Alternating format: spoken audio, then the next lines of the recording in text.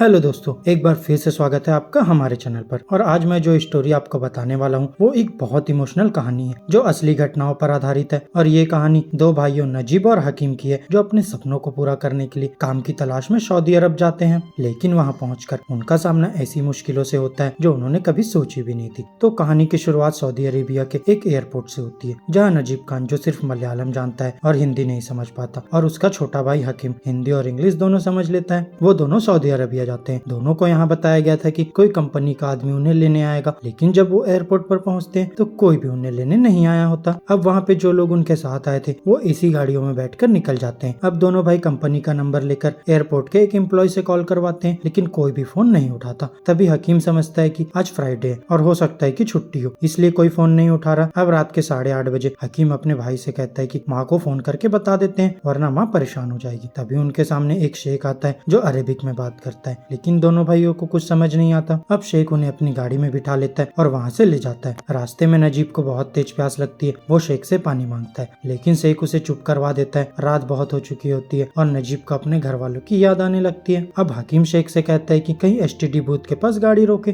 ताकि वो माँ को फोन कर सके, लेकिन शेख कहीं भी गाड़ी नहीं रोकता। और फिर बहुत लंबी जर्नी के बाद शेख उन्हें एक वीरान रेगिस्तान ले जाता है, जहाँ पहुंचकर दोनों भाई हैरान रह जाते हैं और समझ नहीं पाते कि उन्हें यहाँ क्यों लाया गया है। अब यहीं पर शेख दूसरे शेख को कॉल करता है और कहता है ये लड़के ले लो, मैं कल सुबह वापस आऊंगा। फिर हकीम को अलग ले जाने लगता है। अब हकीम जोर जोर से चीखता है और नजीब से कहता है मुझे मत छोड़ो भाई, लेकिन यहाँ शेख उसकी एक नहीं सुनता और दोनों भाइयों को अलग कर देता है। यहाँ नजीब को बहुत मार पड़ती है और उसे गाड़ी में डाल दिया जाता है और फिर एक दूर के इलाके में छोड़ दिया जाता है। यहाँ नजीब को समझ नहीं आता कि उसके साथ क्या हो रहा है। अब अगली सुबह नजीब देखता है कि एक बूढ़ा आदमी बकरियों का दूध निकाल रहा है और वो बूढ़ा आदमी हिंदी बोलता है, लेकिन नजीब हिंदी भी नहीं समझ पाता। वो बूढ़ा आदमी उसे दूध अपने मालिक को देने को कहता है, लेकिन नजीब गलती से दूध खुद पी लेता है और फिर जैसे ही मालिक देखता है उसे फिर से मार पड़ती है और उसका दूध उससे छीन लिया जाता है। अब नजीब को जबरदस्ती वहाँ सूखी रोटी पानी में डुबाकर खानी पड़ती है। ये रेगिस्तान की जिंदगी बहुत कठिन होती है, पानी के लिए तरसना, बिना ढंग से सोए दिन गुजारना, ये सब नजीब के लिए एक नई जिंदगी का हिस्सा बन जाता है। अब धीरे धीरे उसका शरीर कमजोर होने लगता है। उसने जो सपने देखे थे गल्फ में पैसा कमा के अपने घर को सुधारने के, सब बिखरते हुए दिखते हैं। कभी कभी उसे अपने बचपन के दिनों की याद आती है जब वो अपने गाँव के तालाब में नहाता था। अब एक दिन नजीब अपने आप को एक पहाड़ों के किनारे पाता है जहाँ वो खुदकुशी करने की सोचता है। फिर वो अपने मालिक की पुरानी गाड़ी के शीशे में अपने आप को देखता है, लेकिन अब उसका शरीर कमजोर और बेजान दिखाई देने लगता है। उसके चेहरे पर उदासी छा जाती है और उसके मन में एक ही सवाल आता है, मैं यहाँ क्यों आया। फिर एक दिन रेगिस्तान में बारिश होने लगती है। ये देखकर नजीब अपनी बकरियों के साथ एक गुफा में छुप जाता है और फिर जब बारिश रुकती है तो उसे एक आवाज सुनाई देती है और फिर जब वो आवाज के पीछे जाता है तो उसका भाई हकीम दिखाई देता है। दोनों एक दूसरे को देखकर गले लगते हैं और फूट फूट कर रोते हैं। यहाँ हकीम कहता है कि मुझे बहुत सी जगह ले जाया गया, लेकिन हर जगह उसे दर्द ही मिला